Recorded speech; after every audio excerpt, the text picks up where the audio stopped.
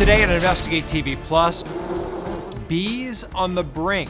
I lost about 50% of my hives. So that was the heaviest loss I've seen. Honeybee colonies face record-breaking losses, and the repercussions could sting. Food prices and the availability of many of the fruits, nuts, and vegetables would skyrocket. We take an in-depth look at the culprit driving the die-off and solutions to bolster the bee population. Plus, rebuilding a ravaged coast. 15 years ago, a man-made disaster sent millions of gallons of oil gushing into the Gulf and further eroded a delicate ecosystem. We examine the lasting impacts of the worst oil spill in U.S. history and show how a catastrophe became a catalyst for coastal recovery. Then, from outside an elevator to inside a hospital room. Jolene, Jolene. Kind-hearted individuals inspire empathy and compassion. In-depth stories that inform and inspire. You're watching Investigate TV Plus.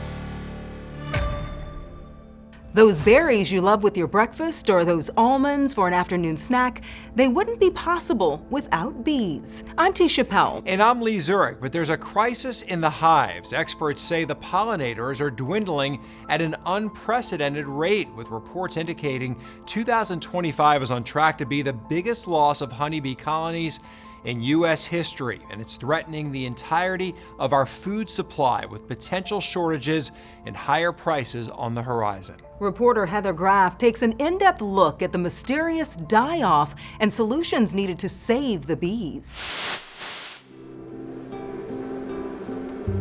Beekeeping is kind of an art. For more than 40 years, Jeff Pettis has been managing honeybees. I need to go in and check to see that they're doing okay. He operates around 100 colonies in Maryland.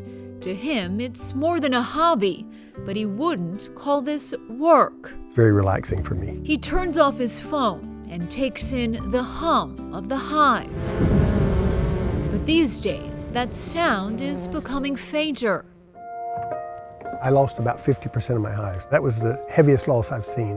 What does that do to a beekeeper, whether they're a hobbyist or commercial? Well, before the financial part, there's a mental part of like, why am I doing this? And part of it is because most beekeepers love keeping bees. It's a significant blow, one that many beekeepers across the country are facing.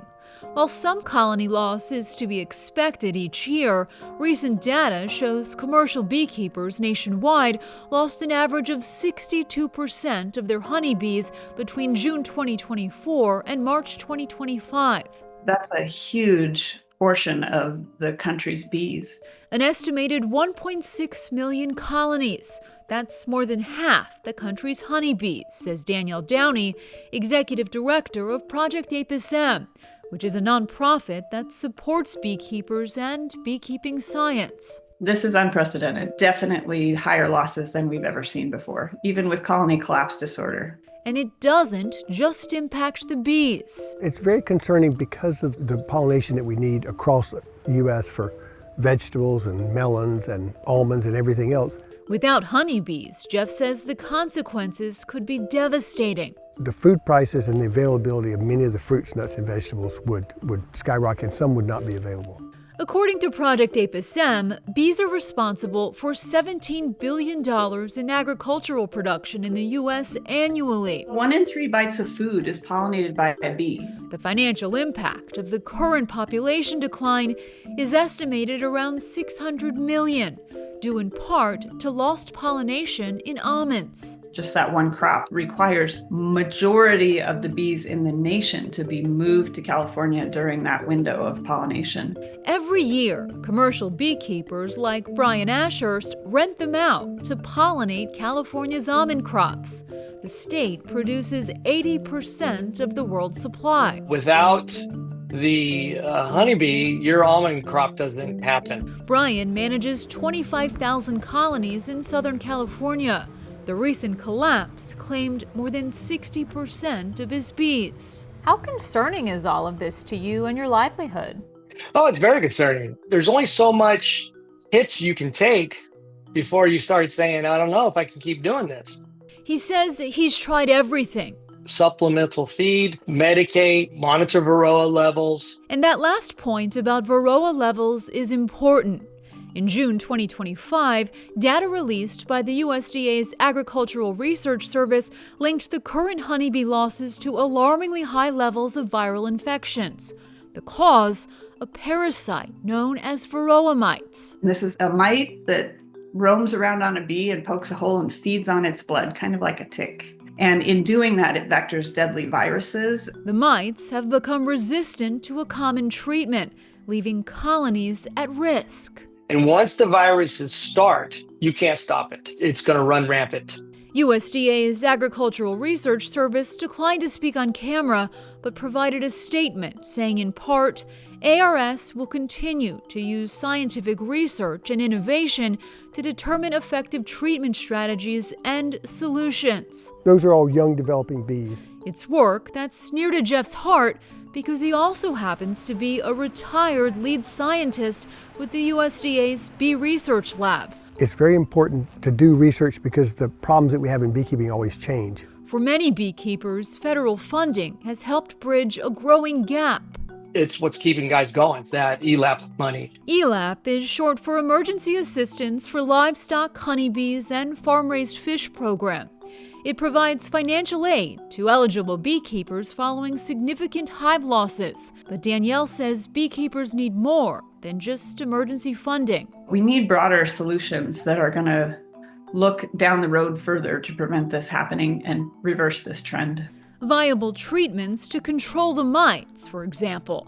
Until then, she says there are small ways each of us can do our part to help support honeybee health. Buy local honey. Use pesticides as a last resort. Plant flowers, even on a small scale, on your deck or in your garden. For now, Jeff says he's hopeful about the future because he has to be. I can't imagine another 60% year loss coming back to back. It would be catastrophic for the industry. His optimism rooted in not only the beekeepers, but also the bees. They're wonderful creatures. They're very resilient. There is one promising solution creating a buzz in the beekeeping community, and that's the honeybee vaccine. It's a novel approach, inoculating the queen so she can pass immunity to her offspring and help protect the entire colony against a bacterial disease called American foul brood. Right now in beekeeping, we're struggling with just having very, very few tools in the tool belt that remain effective. And so as these new pieces of honeybee health technology come onto shelves, we're expecting to just see widespread improvements. In early 2023, the USDA granted provisional approval of the vaccine, and studies have shown a 30 to 50% reduction in larval death among vaccinated colonies. Reporting in Washington, I'm Heather Graff. Non-bee pollination solutions are also in the works. At MIT, engineers have designed a robotic insect that could one day help with artificial pollination. The tiny device weighs less than a paperclip and can hover for nearly 17 minutes. Meanwhile, efforts are underway to develop self-fertile nonpareil almond trees, the most popular variety. Ohalo Genetics says their tree could reduce the need for commercial beehives by 50% or more. The first deliveries are expected in 2027. Still to come, from disaster There's not very many brown pelican colonies left in Louisiana. to recovery. 15 years after the Deepwater Horizon oil spill, images of resilience. We examine the aftermath and solutions that brought rebuilding and renewal to the Louisiana coast.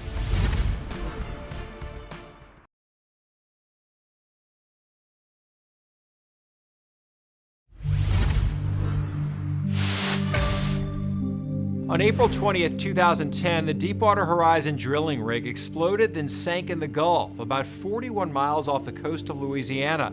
It would later be recognized as the worst oil spill in U.S. history. It took 87 days to cap the BP-operated well, during which time millions of barrels of crude poured into the Gulf and coated miles of Louisiana's coast. Among the hardest hit areas was Cat Island, a string of small land masses, once a vital nesting ground ground for birds, including Louisiana's state bird, the brown pelican. The island chain is now all but disappeared beneath the waves. Reporter John Snell takes an in-depth look at the impact of the spill and solutions that help revitalize the Gulf Coast. 15 years ago, oil coated the shoreline of what locals called Cat Island. Actually, 4 small islands in Cat Bay were basted in oil from the Macondo well. In a couple dozen trips there, over the course of several years, the islands vanished before our eyes. There's no good time for an oil spill, but it couldn't have been at a worse time. P.J. Hahn was the Plaquemines Parish Coastal Director at the time of the spill, at the height of nesting season. Cat Bay was home to thousands of nesting birds, including brown pelicans, which the government had removed from the endangered species list only 5 months earlier. Like a cloud, a blue sky, but it was a cloud of birds. Hahn helped rescue many of the birds smeared in crude, but others that could still fly brought the oil back to their nests, to their eggs or chicks. That just was wiping out so many birds on that island. In fairness, the islands were in trouble long before the Macondo well blew out. Hahn is convinced the spill hastened their demise. Oil smothered and killed the vegetation and left nothing to hold the island together. It was gone in no time after that. New cuts opened in the islands, others widened. In July of 2010, you could see the oil boom surrounding Cat Island from space. Then watch the island over the coming years dip below the surface. Here was our view from sea level during a trip in 2013. This PVC pipe is about 75 feet offshore. 16 months ago, there were birds nesting on that spot. Plaquemines Parish government tried in vain to save the island. Hahn actually raised a few $1 million for the restoration. That island is the one that we went out to get a permit to restore that, but unfortunately, the state already decided that they were going to write that island off. However, even some coastal scientists believed the island was too far gone to be worth the effort. But other places that might have suffered the same fate were suddenly thrown a lifeline. One of the great ironies of the spill was the bonanza it produced for Louisiana's coast, $9 billion for restoration. The state used the money to rebuild miles of barrier islands or create new marsh with superdomes worth of sand. Several miles from Cat Bay, the state restored Queen Bess, turning 5 acres of shredded island to 30. The $19 million came courtesy fines and settlements from BP and its partners. Todd Baker was the project manager. There's not very many brown pelican colonies left in Louisiana, so to invest in one of the few we have left is huge. An unexpected windfall, rooted in 2 other disasters 5 years earlier. Following Hurricanes Katrina and Rita, state lawmakers created the Coastal Protection and Restoration Authority and gave it marching orders: create a master plan to guide work toward a sustainable coast. Something that came in very handy when the powers that be in Washington started dividing up the BP dollars. And when Louisiana had that science-based plan to put forward, people trusted us in what we were saying, what we wanted for Louisiana's future, and they helped us to use that money to make those investments. They were projects coastal advocates had lobbied for decades. The settlements turned dreams on paper into reality. But 15 years after the spill, there are also spots that will never return.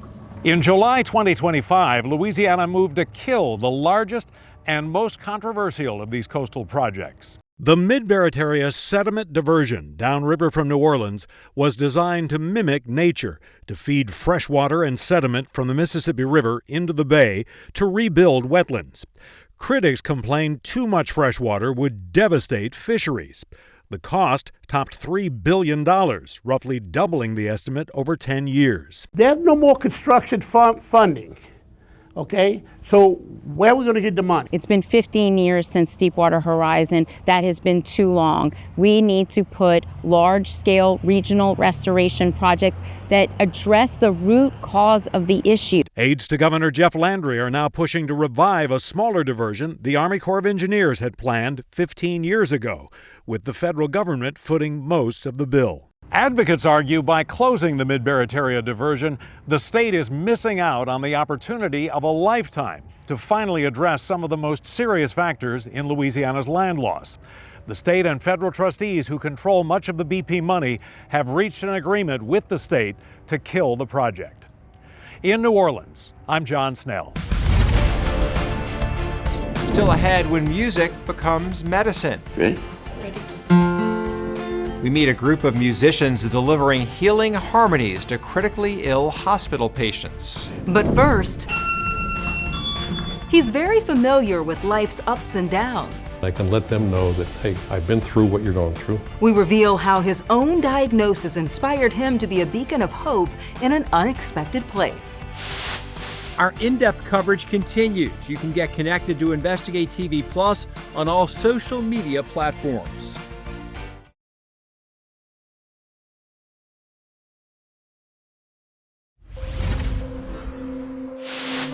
The saying goes, helping one person might not change the world, but it could change the world for one person. And we have two inspiring stories showing acts of kindness making a difference. First, outside a doctor's office in Charlotte, North Carolina, a type of cancer which some men struggle to discuss inspired a man to become a source of comfort and information for patients. Reporter Claire Kopsky introduces us to Elevator Bob. When the elevator door opens on the third floor at Urology Specialists of the Carolinas, a familiar face greets patients. How you been? Bob Lane has been posted up in this urology lobby for about 2 years. I get hugs a lot. They ask if it's okay to hug, and I say, of course, and I give them a hug. He's getting hugs because of what he's sharing. And then I can let them know that, hey, I've been through what you're going through.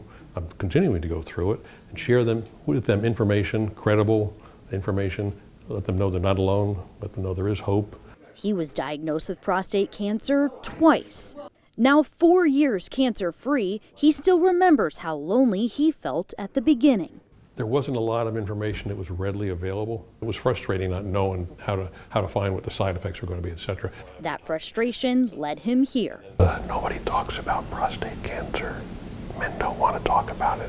But he's working on them every day he sits in this lobby. Good to see you again. He's making connections because of a diagnosis that he never wanted. They love him. And so when we talk about him, some people are like, oh yeah, I know Elevator Bob, and we talk. Elevator Bob, as he's now affectionately known, hands out pamphlets about what symptoms to expect, support groups, the importance of diet and exercises, and he gives patients his business cards. He'll also even follow up with a personalized email with more information. A win is being able to help someone who I'm speaking with for the first time and show them they're not alone. Seemingly small connections that are fostering community and a willingness to talk about prostate cancer. But I do it because it helps people and it's making a difference for people.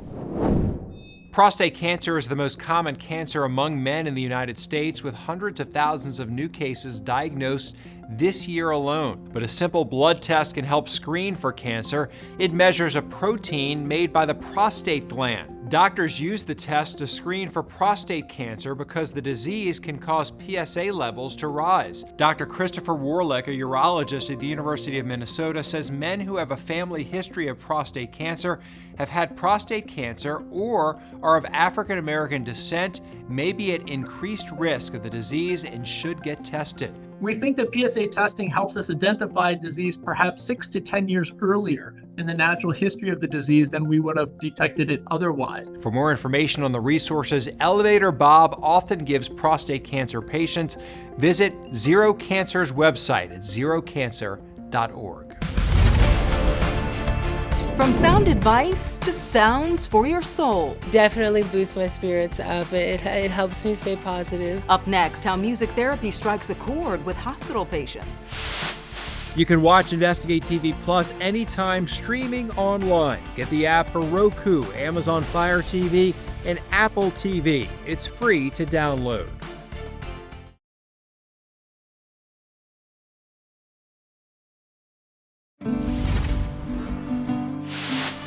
A group of musicians in Nashville delivers the healing power of music to the bedsides of hospital patients, some in the fight for their lives. Reporter Brandon Tierney shows us the impact they're having, one song at a time. Ready? Ready. Hearing one simple song can be life-changing for cancer patients like Kim. I heard there was a secret chord. Alex King is taking the healing power of music from room to room at TriStar Centennial, touching hearts just like she did for Penn Pennington 5 years ago. Their song went viral when he was battling leukemia. Relaxing me, let me know that things are going to be okay. Hey guys, thanks for letting me visit you. That's the impact Musicians on Call is hoping volunteer artists have on patients. Jolene. Allie Lamb takes her guitar on rounds a couple of days every month. Give my voice in a way that matters. She says seeing a kid's face light up is extremely rewarding. Definitely boosts my spirits up. It helps me stay positive. With people like Myra Martinez battling for their lives. You know, we've got our hopes high, and you know, we're gonna beat this. Oh wow, looks like I have a band.